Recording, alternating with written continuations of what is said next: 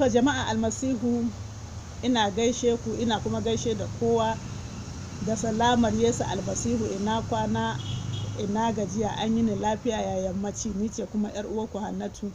Na kuma zo 'yan kwanakin baya, an daɗe, ina ga za a kai kila wata 2 yanzu ko wata 3. Nan da nan ni ban ma taɓa jin wani suna, kila saboda ni ba na 'yan kallace-kallacen nan na Kannywood, ban ma taɓa jin wani suna wani da ake kira wai wani baban Cinedu ba. Nan da nan kuma sai naga ko ina social media an cika baban Cinedu ya ƙure Kirista, wayyo kiristocin arewa an ƙure mu. Domin ina ga baban Cinedu nan da a ce kiristocin duniya yake wa magana da yayi da turanci. In koko ya komo, in ma bai jin turancin sosai ya samu interpreter ya rika mishi interpretation da turanci in yayi da Hausa. Ba ma da kiristocin kudu yake ba, a'a mu nan na arewa mu ne, domin da Hausa ake komai. Aka ce an ƙure mu, yana challenging, har yanzu ba wanda ya fito ya ba da ansa. An ƙure mu. Koyarwa kan Trinity, ya yi googling, ya karanta comparative religion, ya yi googling, ya ga a Council of Nicaea aka fara abin da ya kaza shi ya kaza. Duniyar musulman arewa kuma ana ta murna. Ina ga da za a kaɗa ƙuri'a yanzu tsakanin baban Cinedu da wancan na Sokoto, sarkin musulmi, to ina ga baban Cinedu nan shine zai ci ƙuri'a, shine zai zama sabon sarkin musulmi.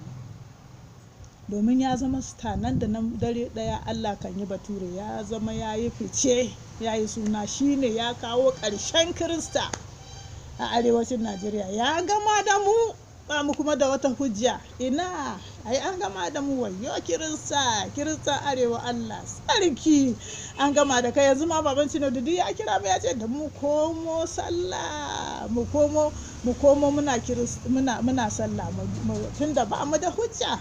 Ina hujja, ba mu da hujja, an gama da mu. To, ni dai ba wata mai ƙaton zurfin ilimi ba ce, 'yar ɗaliba ce, ɗalibai Ruhu Mai Tsarki. Ɗan ilimin da ya bani kaɗan, ɗan tsokaci kaɗan zan fito, amma ina so mu gane cewa mu kiristocin arewa, domin da mu ake.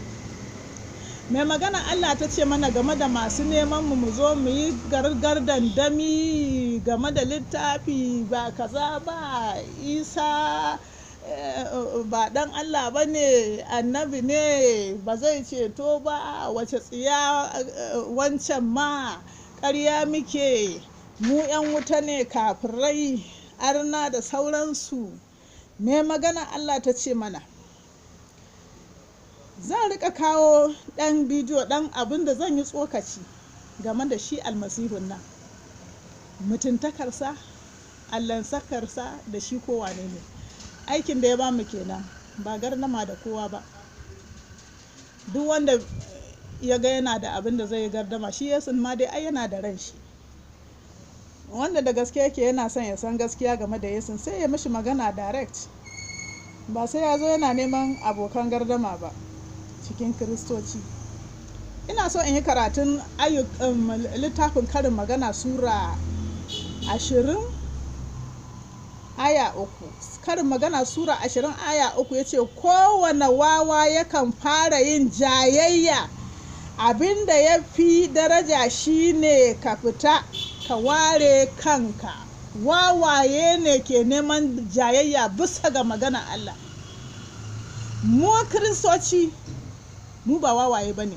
Ya ce mu janye kanmu mu fita, domin in ana jan mu ana so mu koma gardandami, ana so mu daina bisharar ceton almasihu, mu koma gardandami, abin da ya kaza shi ya kaza, Yesu Allah ne, a ba Allah ba ne, a kaza ne, ala kaza ne, shine hanya. Ya ce kowane wawa yakan fara yin jayayya, abin da ya fi daraja shine ka fita ka ware kanka. Karin Magana Sura 20 aya 3. Bari mu je kuma karatu. Kiristoci, ina so ku baza wannan sani. Littafin Timoti ta fari Sura 1 aya 4 ya ce kada kuma su ɓata zarafinsu a wajen al'amura da yawan ƙididdigar asali marar iyaka waɗanda sukan haddasa gardandami a maimakon riƙon amanar al'amuran Allah da ban gaskiya. Duk abubuwan da zai haddasa gardandami Ubangiji yana so mu ware, domin ana so a kawar da tunaninmu game da ainihin assignment ɗin, ainihin aikin da Yesu ya bamu na watsa bishara. mu koma muna gardandami. Wasu sun ce sun karanta comparative religion, sun yi menene, a zo a yi gardama, a zo a yi muhawara da kiristoci. To ina kirista ma ya ga wannan lokaci, wannan dama. Timoti ta biyu sura 2 aya 23 zuwa 24 ya ce ka ƙi gardandamin banza marasa ma'ana, ka san lallai suna jawo husuma, bawan Ubangiji kuwa lallai ba zai zama mai husuma ba, sai dai ya zama salihi ga kowa, gwanin koyarwa, mai haƙuri. Gardandamin banza marasa ma'ana suna kawo husuma. Littafin Titus ko Titus sura 3 aya 9 me ya ce a wurin? Littafin Titus sura 3 aya 9 ya ce amma ka yi nesa da gardandamin banza, da ƙididdigar asali, da husuma, da jayayya a kan shari'a, domin ba su da wata riba, aikin banza ne kuma.